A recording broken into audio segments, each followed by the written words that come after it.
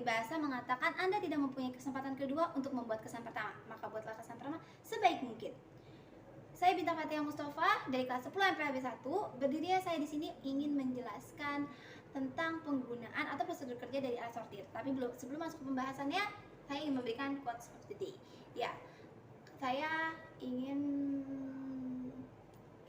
quotes of the day kita kali ini adalah if we never try, we will never know. Karena kalau kita nggak berani untuk mencoba hal itu, kita nggak akan pernah tahu hasilnya apa, bagaimana kita tahu kita bisa atau enggaknya, terus hasilnya sesuai ekspektasi kita atau tidak. Maka kita harus berani untuk mencoba suatu hal baru itu.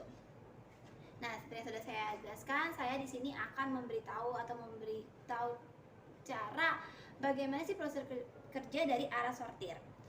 Nah, sebelumnya kalian tahu belum sih apa itu alat sortir? Nah, alat sortir adalah alat yang digunakan untuk memisahkan surat-surat yang diterima. Alat ini digunakan dalam proses pemisahan surat masuk dan juga surat keluar, sesuai dengan kepentingannya masing-masing. Alat sortir ini juga mempunyai bentuk serta bahan yang berbeda-beda.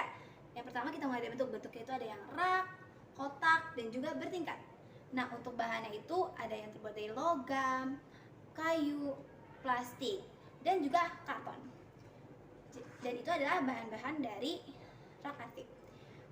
Kalian bisa bayangkan gak sih kalau misalnya nih gak ada nih peralatan atau perlengkapan kantor tersebut gitu, kayak misalnya si alat sortir ini gak ada di perkantoran atau di perusahaan kalian, itu akan mengakibatkan surat-surat itu berceceran dan bisa saja hilang atau rusak, dan tentunya itu akan berbahaya bagi perusahaan Anda karena jika surat itu penting terus hilang akan berakibat fatal. Nah, mari kita masuk ke pembahasannya. Nah, di sini saya sudah memegang alat dari bagi surat atau paper tray. Yang pertama kita lakukan adalah tentunya suratnya. Kita harus menyiapkan suratnya terlebih dahulu. Jika ada surat masuk, kita harus memisahkan dulu surat-surat tersebut. Nah, yang pertama kita lakukan itu adalah menulis surat-surat ini yang sudah dicoba pada buku agenda. Dan jika surat tersebut ada surat masuk, maka kita juga harus menulisnya pada lembar disposisi. Setelah selesai, nah setelah kita menulis surat-surat ini pada lembar disposisi dan juga buku agenda, hal yang selanjutnya kita lakukan adalah memisahkan atau menyortir surat-surat ini berdasarkan kepentingan dan posisi pimpinan. Nah, yang saya lakukan pertama adalah menyortir nih. Kita menyortir mana aja yang bagian penting dan mana yang bisa ditaruh berdasarkan kepentingannya. Oke, nah saya akan menaruh surat ini pada rak nomor 1 dikarenakan rak nomor 1 adalah berisi surat-surat yang tidak perlu dibalas.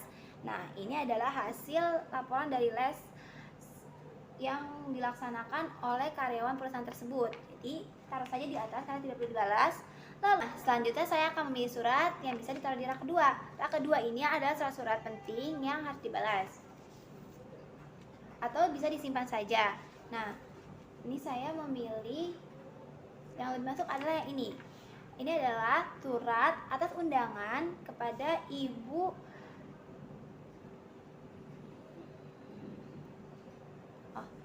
Nah, ini adalah surat yang dipertunjukkan untuk Ibu Wahyuningsih atas undangan seminarnya. Nah, ini bisa dibalas dan kita letakkan pada surat kedua karena ini adalah surat-surat penting dan harus dibalas. Nah, ini adalah surat terakhir. Kenapa ini di bagian 3, di rak ketiga? Dikarenakan ini adalah surat penting yang berhubungan dengan dana dan harus segera dilunasi atau segera dibayar dana tersebut. Jadi kita bisa letakkan di sini karena surat tersebut penting dan harus segera diselesaikan.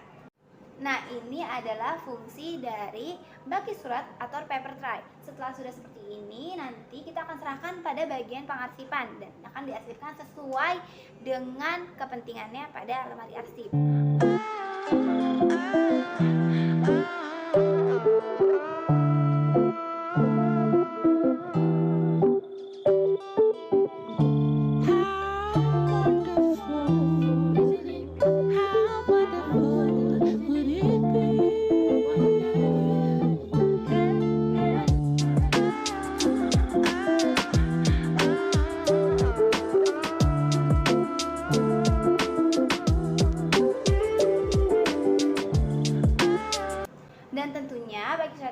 paper tray ini juga bisa digunakan untuk alat lain-lainnya seperti menaruh kertas pensil atau peralatan-peralatan menulis, ATK, dan tas bunga, serta juga bisa untuk menaruh ini. Itu kalender seperti ini. Dan ini bisa diisi oleh hal-hal penting seperti buku atau jadwal-jadwal pimpinan atau jadwal kita sendiri.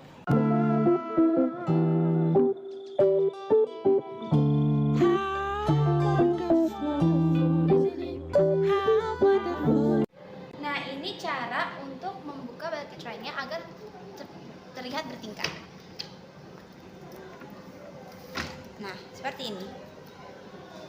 Nah, jika kita ingin memisahkannya, kita seperti ini, dan ketika kita ingin menaruhnya atau merapikannya, kita tinggal tutup saja agar terlihat lebih rapi dan lebih simpel. Nah, sudah pada tahu kan bagaimana prosedur kerja dari alat sortir yang saya ajarkan kali ini, yaitu bagi surat atau paper tray. Semoga dapat bermanfaat untuk kalian semua. Bye-bye.